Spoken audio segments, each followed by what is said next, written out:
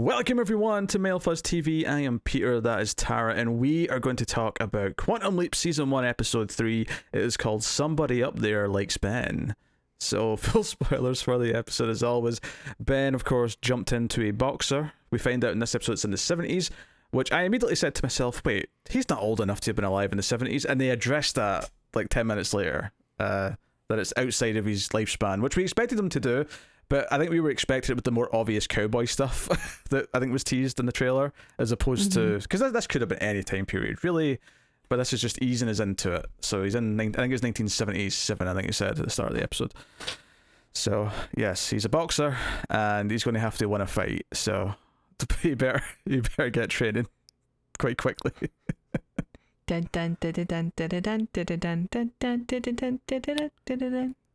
Yeah, maybe that's why they picked 70s for the boxing episode, because Rocky came out in 75, I want to say. So maybe that's like the boxing was really hot back then. Yeah, it was at its peak in terms of like pop culture, I guess. I don't know. But yeah, so there's definitely more time spent in the jump this episode. It's definitely the A plot this time, and the rest of the group are definitely the B plot, and that advances things along a little bit as well, with a pretty exciting ending, which I can only assume that you got very giddy about. I'm assuming that's giddy for yes. Yes. So yeah, what did you think of episode 3? You know, I thought this episode was just terrific. It was really good. I mean, they had all the emotional beats I thought got me. I like I really like the guest star in this one who plays Daryl, the brother of the person who was leapt into. I thought his stuff was really good and really emotional, and he and Ben have some really great scenes together. I thought it was just a nice balance of being fun and exciting, and like I was invested in like his leap, and it wasn't just a disaster that he's trying to avoid. There's real character stuff that he had to figure out, and be able to talk to somebody like they know him. Yeah, I think. And go ahead. I was gonna say on the topic of the like kind of what he has to solve, I think like the boxing thing where he has to win the fight, it was okay. I think for me, when it elevated and when it felt more interesting is when it became about, it's not really about the fight. The fight's just kind of like part of it. What it's really about is what the brother's going through emotionally, and it's that his brother needs to be there for him and recognize something that maybe wasn't as noticed in the time period. Even the phrase PTSD, no one would have, I think, known what that meant had he said that out loud. So it being more about the fact that this brother's eventually going to commit suicide, and that's what he's really trying to prevent, was a lot more, I think, emotionally interesting to me. Yeah, absolutely. So that was good. Yeah, I just I really like this. I also just like the balance of, I thought they kind of nailed the right amount of time to spend on the story in this one versus the people back modern present day or whatever. I think that it felt like the right amount, and I do think that it doesn't need to be like whatever ratio every single time. I think it depends on the story, but this felt right. It felt like I had the nice amount of time to spend with both.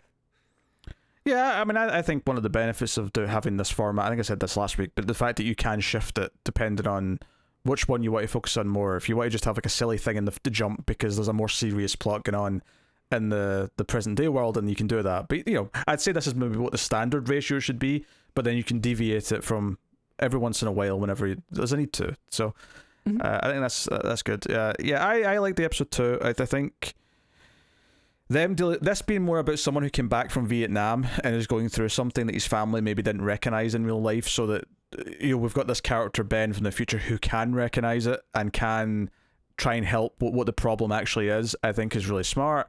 I like that as a plot point.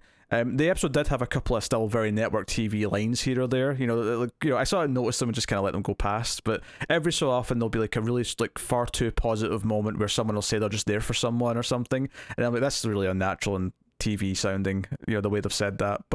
And sometimes it's just a case of they want to spell it out in case someone didn't see the first 2 episodes. Like there's a moment early on where Ian says to Addison, "I've been going through that data that Ben uploaded right before he jumped," and I'm like, it's getting unnatural how you're saying that full sentence every time. Like you could just say, "I've been going through that new data," or "I've been going through Ben's data," but it was said very specifically to make it clear to anyone who wasn't here for episode 1 that Ben uploaded new data right before he jumped in, you know?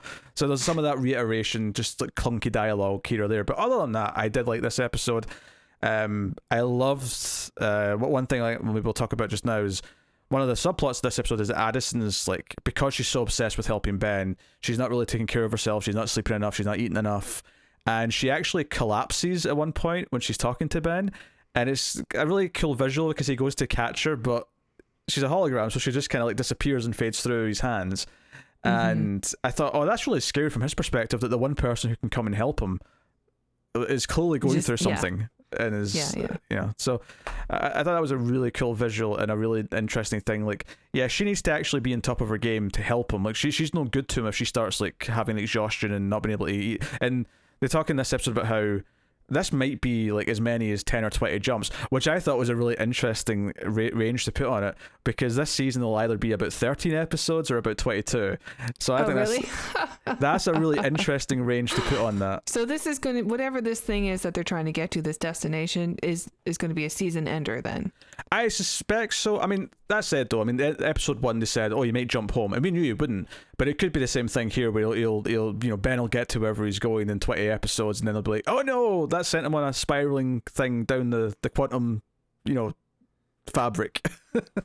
Like, so they could easily extend it from there, but I did notice that's not too far away of the possible lengths of the season, depending on if they get picked up for the back nine, as they call it in the industry. I didn't notice a number. I must have missed that. Oh yeah, where they actually said specifically. Yeah. Okay. So it's when Ian's like giving information to Magic, and I think Addison's in the room, and she's saying like, Addison that is saying, seriously, like, how long are we expecting this to be? And it's like, oh, anything from 10 to 20, and it's like, oh, I'll tell Ben, and Magic's like, oh, he may not know how to react. And I appreciated that after last week's episode, which that was like a plot point that came up, is we shouldn't tell him something. I love that Addison said, no, I'm telling him because he's still Ben, and he's still going to react how we expect him to, because he's Ben. Because last week kind of dealt with that and proved that he is still going to take this rationally. He's still going to think of this as a scientist and as the calm person that he's supposed to be. So I love that she just shot that down immediately and said, no, like, he can know this, it's okay, like, we've established this. So I appreciate that. One of the things I noticed watching this one is, like, they're doing a very good job of making the leaps relevant to what Ben and Addison are going through. Like, the last one was about trust, and, you know, they had the captain with I don't know who she was exactly, a commander or something on the Atlantis, and, you know, he trained her for this, and she's like, look, you know, I got this, you gotta trust me, I'm still me, you know me. And, you know, that parallel to what Ben and Addison were going through, and her learning to trust him because she does know him. Even if he has these secrets, she knows his character.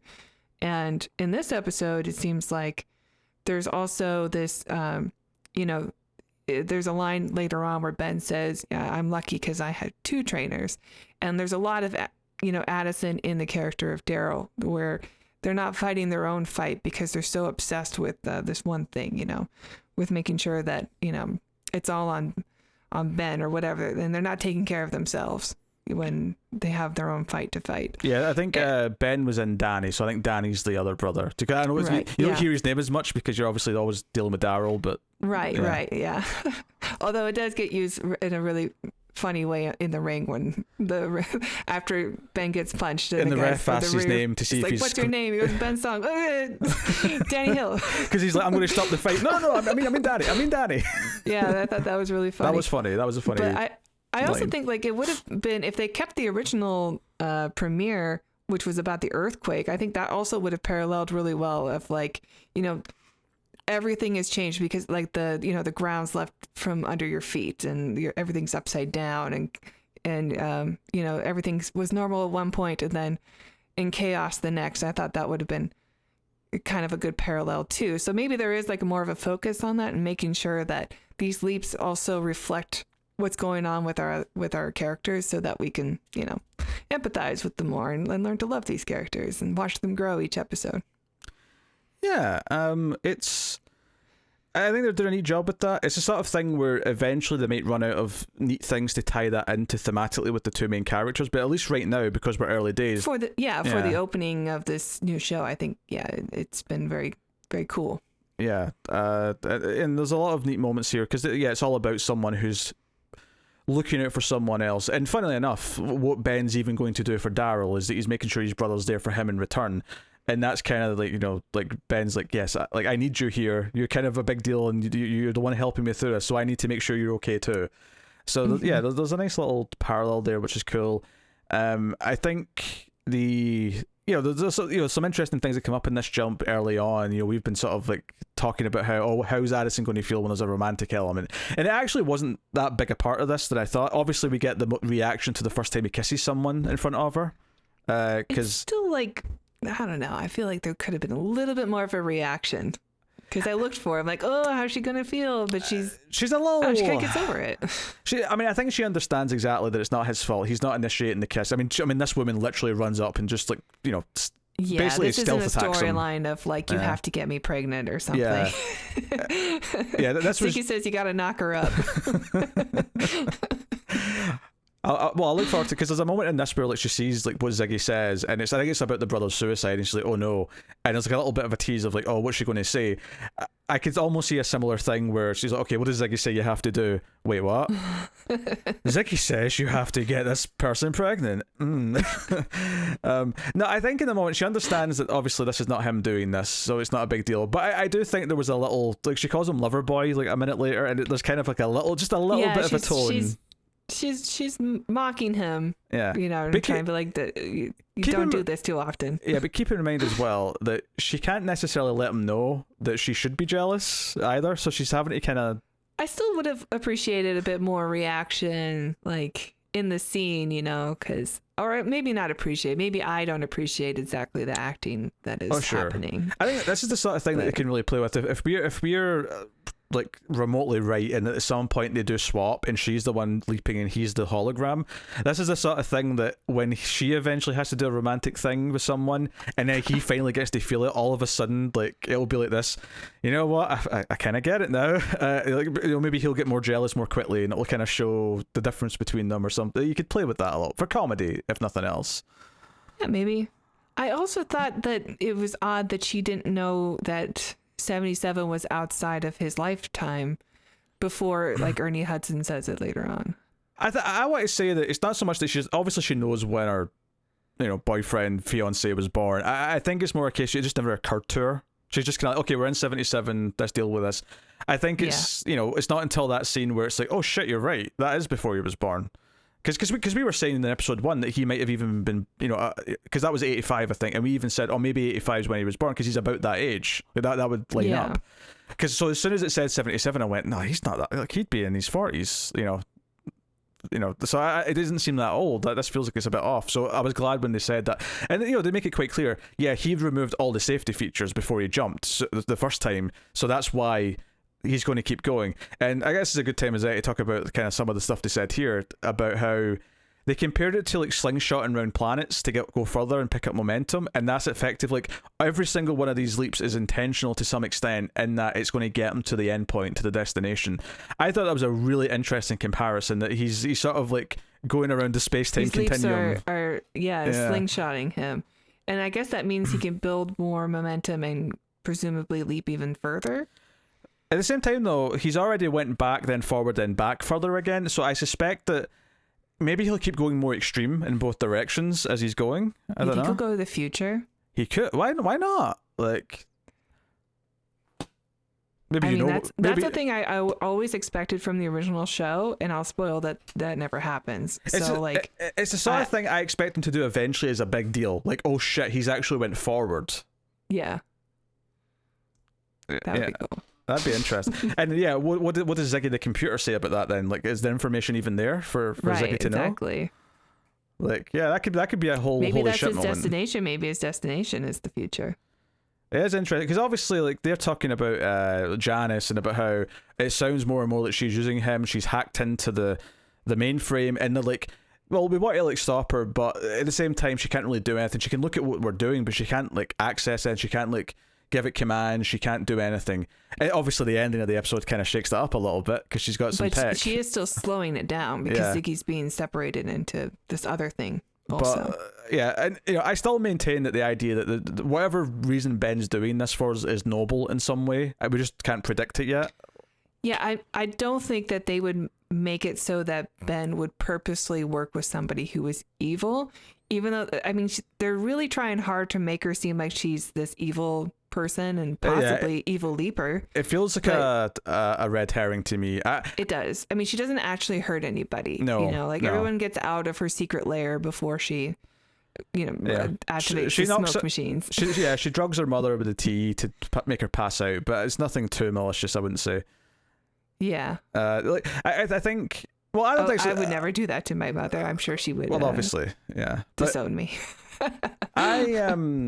So the ending is that she's went to her mother's house to get some of equipment that her dad had, and it turns out she's taken like the access, the control for Ziggy and that, and which I'm sure you recognize because you see this old school looking. Yeah, thing. It doesn't look quite right, but it's going not for like it. the right colors, but it is. Yeah, obviously, I squeed when it happened. Yeah, I think obviously maybe the idea there is that it's been sitting like collecting dust and dirt and decolored a bit over the decades. I don't know, but she's got this. So I took this to read that she's going to not leap, but she's going to do what Addison does, and she's going to be another hologram, a rival hologram. Yeah, it looks like she has some sort of maybe imaging chamber that she's building. In fact, I would maybe even suggest that next episode it might just be her and not Addison, because they said in the present day part of the main team that they don't know where he's went yet, because like all this hijacking's going on. It's slowing them down. So I wonder if we get an episode where it's just her and what she tells Ben, and what, like, does he learn some stuff that he doesn't reveal to the others afterwards? Is that, but the idea of there being a second rogue hologram that might be like dipping in and out and like giving them different information is kind of interesting. Yeah, especially if they're like, if they have different end goals, like the main Quantum Leap Project people, they're trying to get him to come home, but they're sort of following this plan because it does seem like once it gets to this destination, maybe that's the trick to get him home. And it seems like they're just sort of rolling with it, but maybe this other hologram is going to tell Ben to do something a different way that is not a better solution for the person that he's leapt into, but will help him get to the destination faster or something. So that more, will be competing. So more morally grey rather than like villain. Like this is the ends justify the means kind of thing. Again, I don't think they're going to make Al's daughter a villain. No, I think it's all a red herring. Not only that, I think that by the end of this story, whenever that comes, I've a feeling that they're going to work with her and they're going to see that she's got the right intentions or something. At least some of them will. I could see Addison siding with her at some point. I mean, not at first. I think at first they're going to be rivals and they're going to, I do think I really like the casting of Al's daughter, though. I do think she's like a really good blend of both Dean Stockwell and Susan Edel, who plays her mother. I think they actually do. She actually does look like their parents, from the show. I think that's good. Honestly, like, after watching the original show,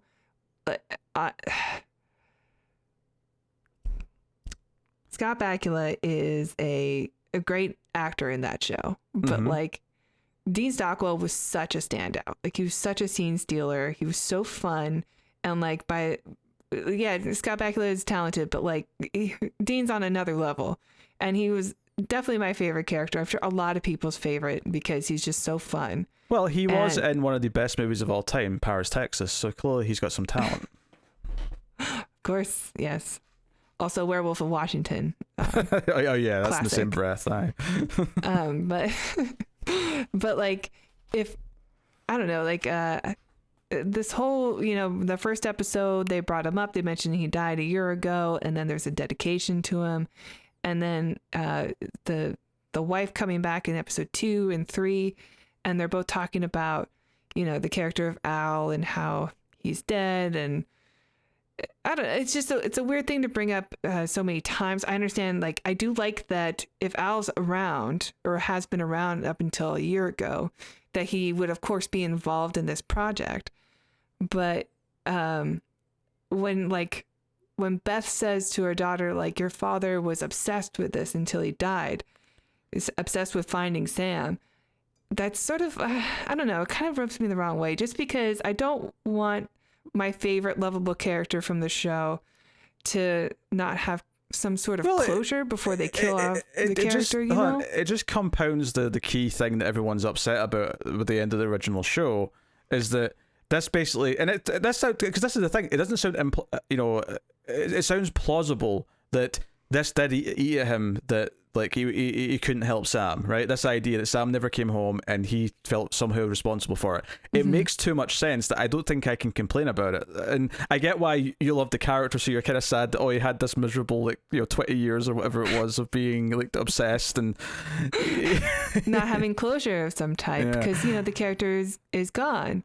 So I hope that if they do eventually bring Sam back in the show or something, there is a line for him that sort of retcons that, that there was some sort of closure at least for him. Oh, that he found him right before he died and he got to have a goodbye or something. Or something like that, like I'm okay or whatever. Like it just, I hope they do something like that, because it just kind of, I don't know, it just kind of makes me, I'm sad that Dean's gone, and they keep reminding me that he's gone, and like, now the character has also like been tortured for a while, and emotionally tortured, and they're trying to make his daughter evil, which I don't buy. Obviously, I don't buy that. But hold on.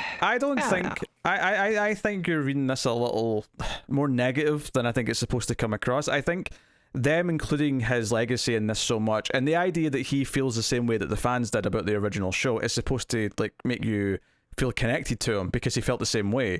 I think this is actually possibly a good idea to go down this path with him.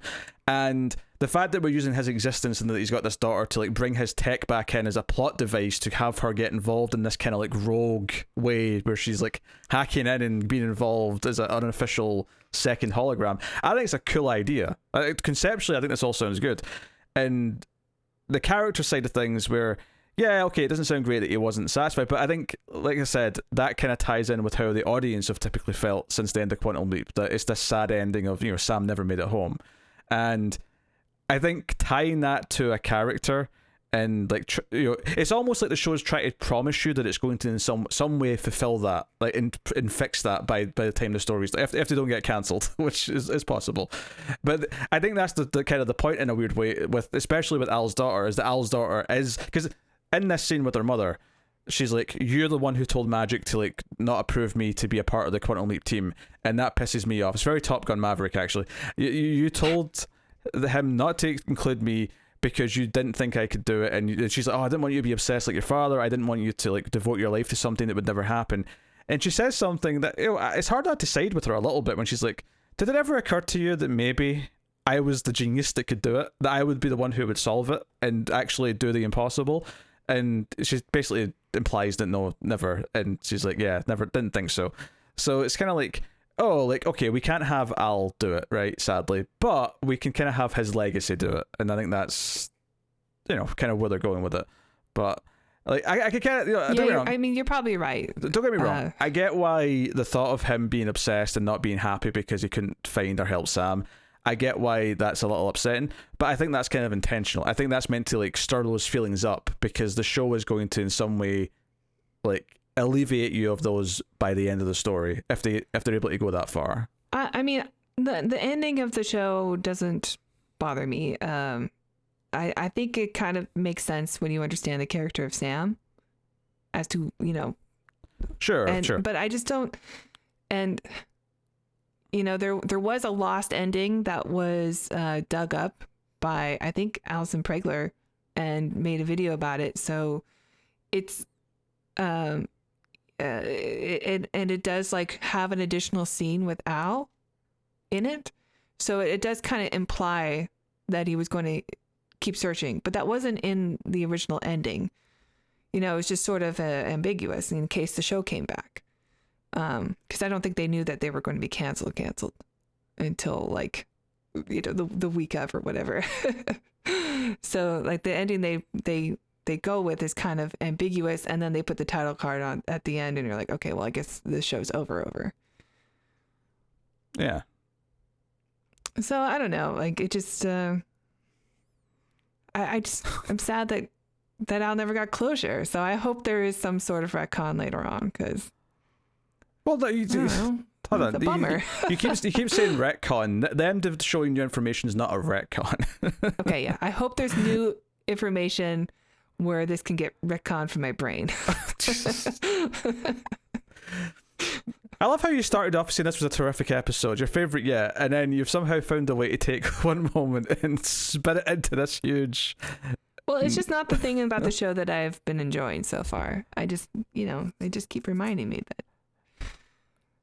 that's a beloved man and character is gone forever. I loved Dean Stockwell. I loved him on Battlestar Galactica. Obviously, as I mentioned, I loved him in Paris, Texas. I've been enjoying this stuff because to me, it's this tease of this history that I'm excited to go and explore when the show goes on a break and we're going to do the old show.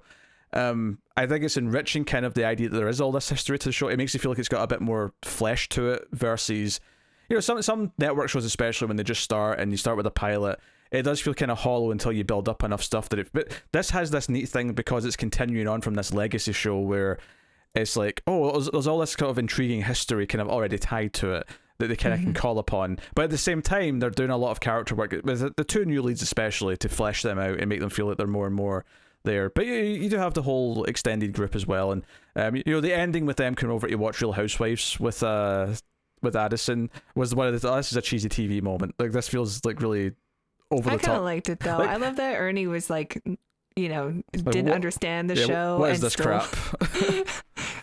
I'm there with him. I say Ernie, not Magic, because I bet that is the way that Ernie would react. Oh, I'm sure. Yeah. Like, I'm just here because everyone says I have to be here. I don't know what this is. I'm not gonna like it. But he still came. Damn it. Yeah, he's still part of the family. But no, I loved the setup of Al's daughter being this rogue hologram. I mean, it's an exciting story, and you're probably right. It is probably going to be some sort of like Al couldn't do it, so his daughter's going to finish the job. Yeah. If they get Scott Bakula to come back, which. Yeah, I think we're all still holding on to hope for that. I mean, even if he doesn't, I can still see them doing it in a way where it's still Al's daughter who kind of solves the mystery, even if they have to do it in a way where they don't find Sam. Like, Or maybe she just will be the reason Ben can actually come home eventually. Yeah. So, it's, I think there's a lot of potential there. And I mean, this is probably the hardest the Al stuff's going to hit because this is the one where they actually talked about it a bit more because they were kind of setting up like her motivations and the wife talking about he was obsessed. Like, I don't know if it's going to come up this extremely again. I could be wrong. Maybe there'll be like an episode that focuses on Janice's character where we get a lot more of it, where she talks about how my dad was into this and it's made me obsessed and I want to solve it because he never could, kind of thing. But then what's weird about that is that might actually work for you because if you feel that so much, you might get really behind the idea that this character wants to do it for him. So in a weird way, it's maybe a shortcut for the show to make you give a shit about her. Yeah, maybe. So, I guess what I'm saying is that I think I'm open to it. I'm just, it's just it's been not great at this so far. Just for me. Maybe it's a personal thing. Okay. Maybe it's just me. Okay.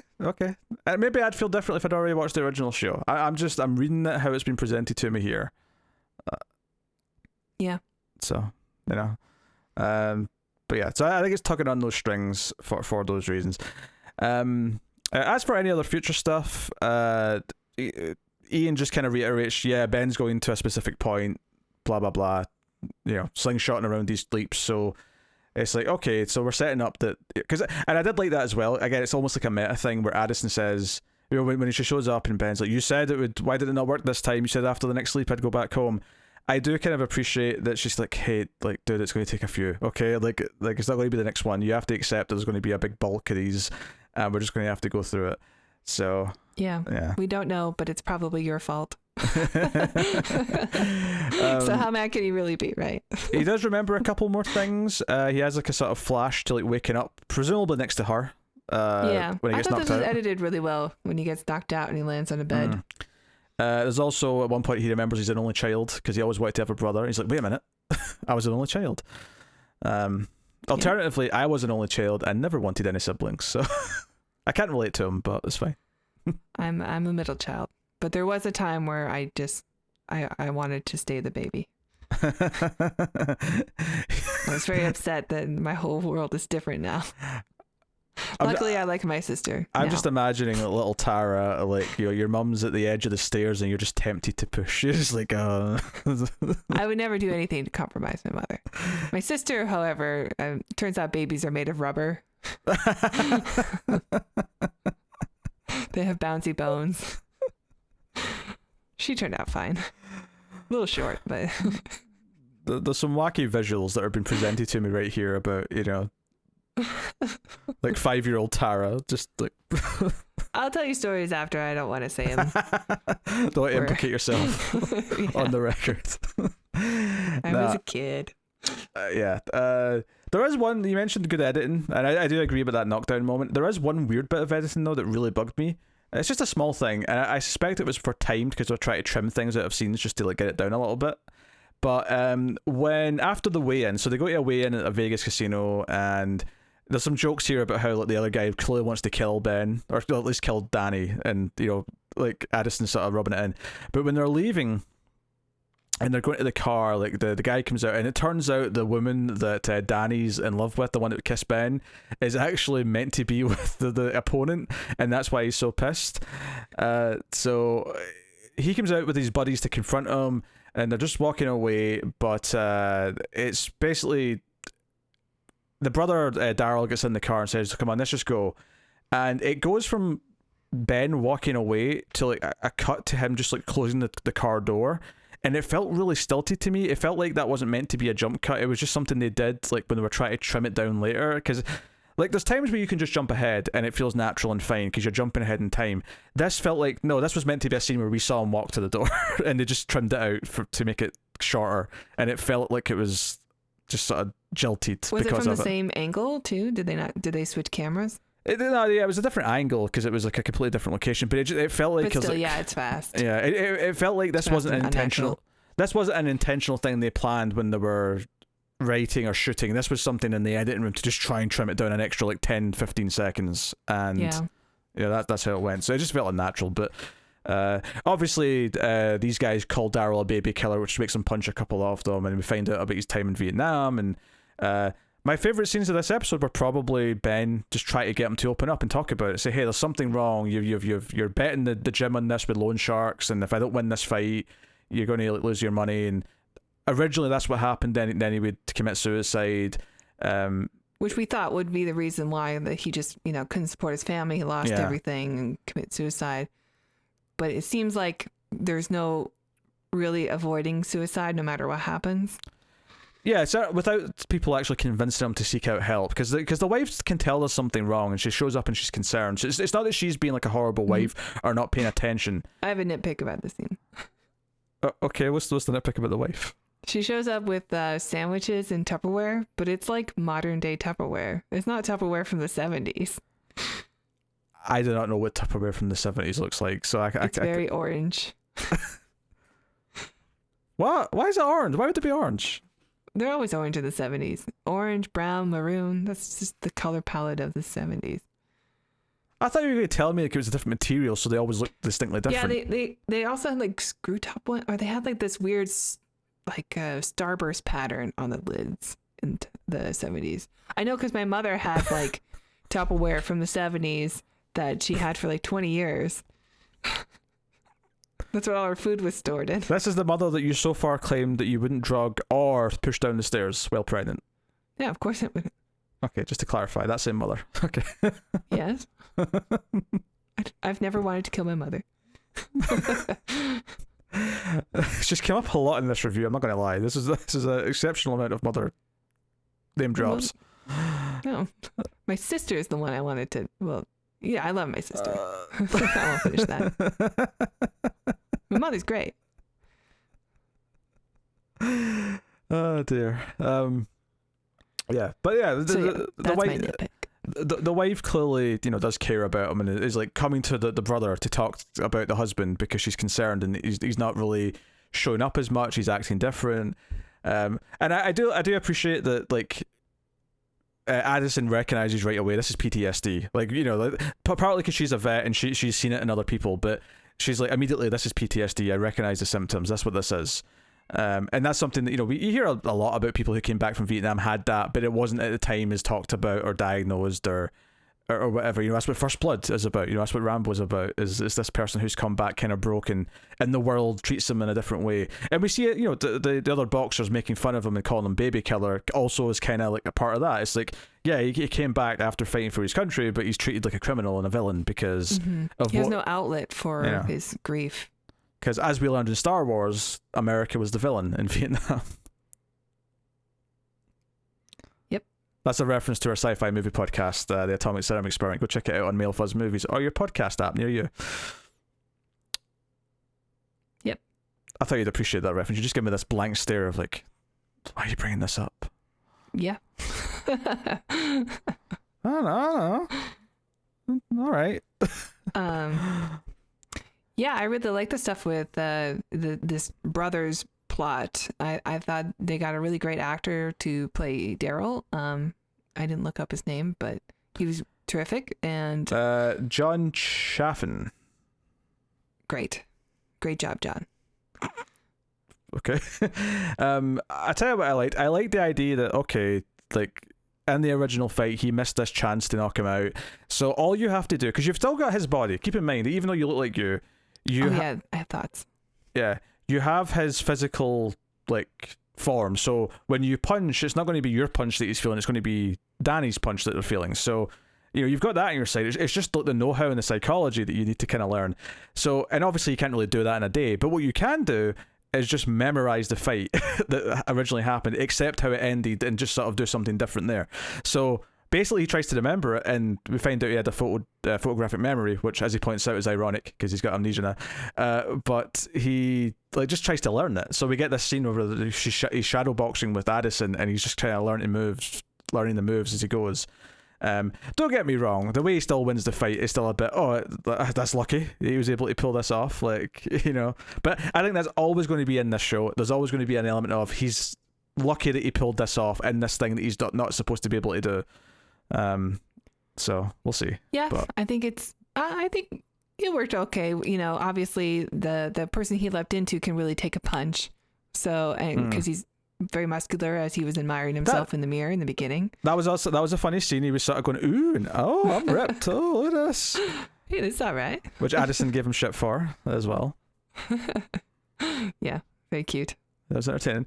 And you know, the boxing fight was filmed well enough. You know, it was exciting. It was, don't get me wrong, it was obviously, after the first few rows, it was obviously just like a CG crowd in the background. It was like very dark, so you couldn't see them properly. Oh, I didn't even look. You know, but that's all right. It's a sort of every time they went to a wage show, I'm like, okay, it's nice that we can do this with computers now, so you can always have a big crowd. But it's also like, you know, a little obvious if you're looking for it, and it can stick out. But you know, it's like the later Planet of the Apes sequels where you could just, the masks were so much cheaper in the background.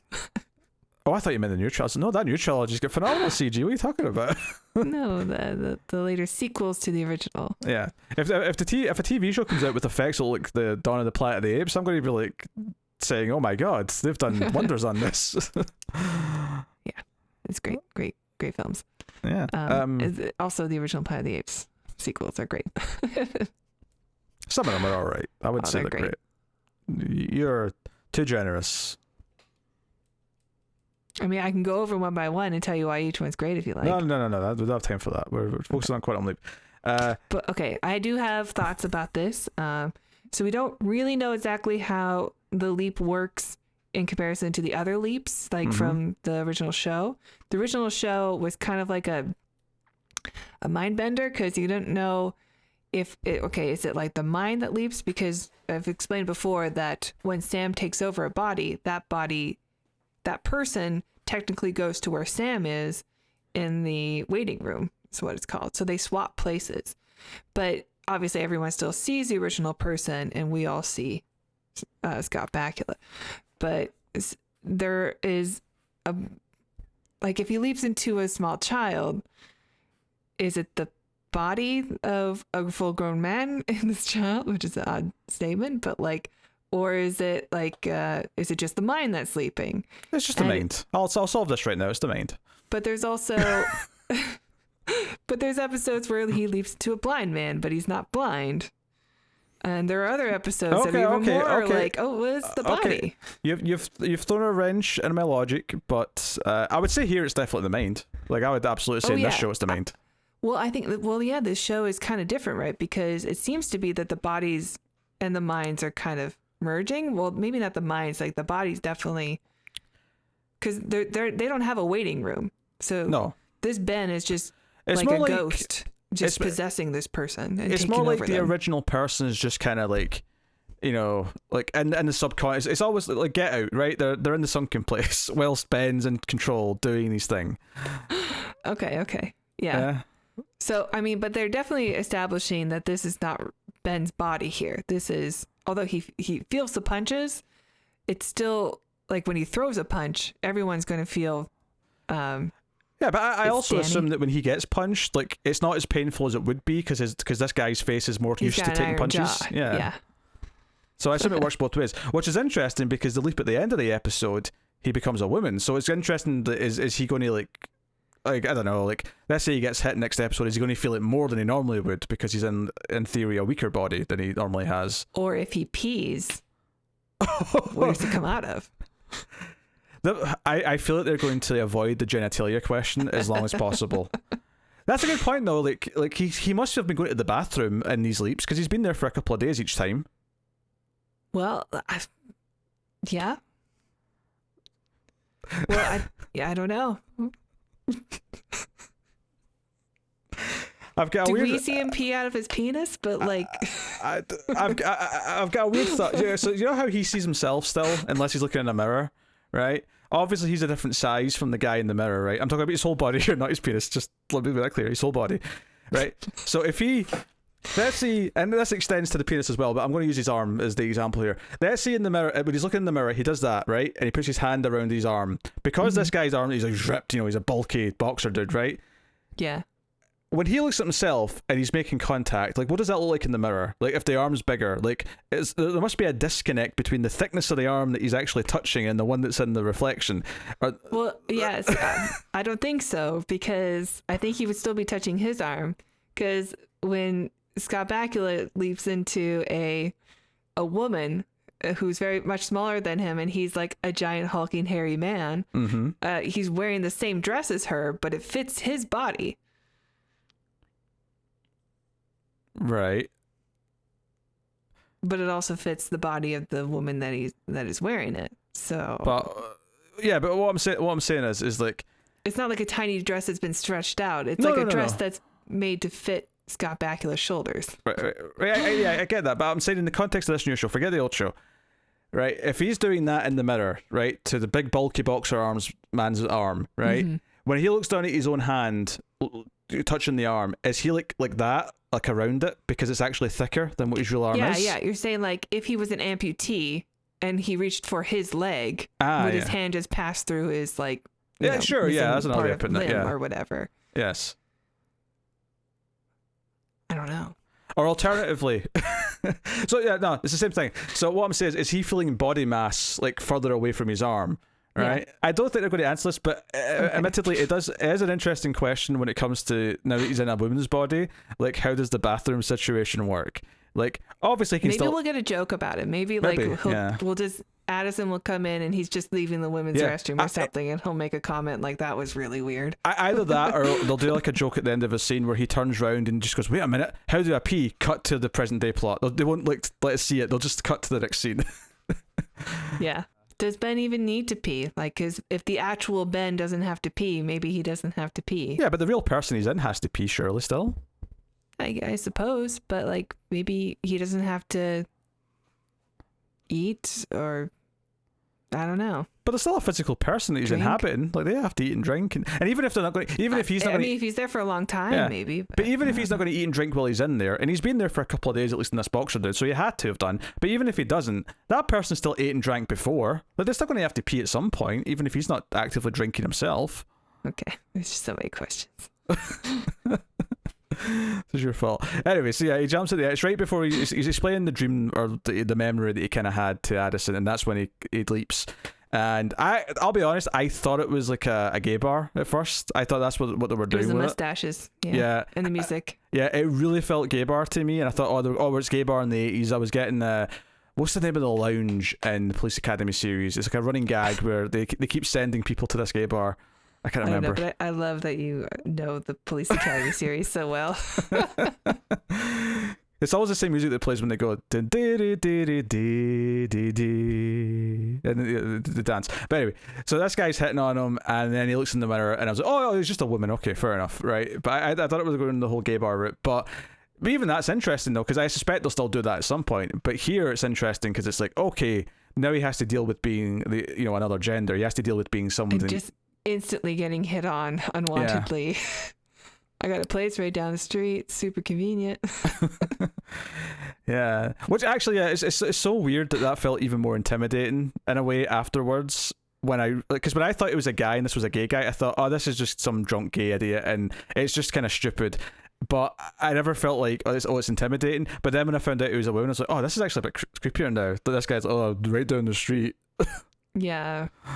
Actually, I thought this leap was really funny, really good, really well done, and I'm really looking forward to the next one. And I'm not looking forward to like all the hate reviews, but I won't read them. So. For the record, when I say that, I not that a gay man can't feel intimidated by another guy. Like obviously they can, but I just, typically speaking, I feel more a sense of vulnerability when it comes to like some drunk guy with a woman than I do another guy. I think most people do. Yeah, let's make that clear. Yeah, but I think it's an interesting. I assume this happened in the original show that he jumped into a woman occasionally. Yeah, first season. Yeah, I expect so. Yeah, so it's a really early, obvious one to do, and I suspect that it'll probably get weirder in this show. They'll probably have him jump into all different types of people. Whether it be gender, race, sexuality, whatever it is. Like I'm sure they'll go up and down all the possible spectrums because they can. Why not? Right? Let's show these experiences from different places. So yeah, it'll be curious to see how he deals with this. It'll be curious to see what he has to do to survive this sleep and how to solve the problem, whatever it may be. Also, I suspect Addison's going to have a lot of jokes and have some fun at his expense. I see that being. I'm looking forward to it.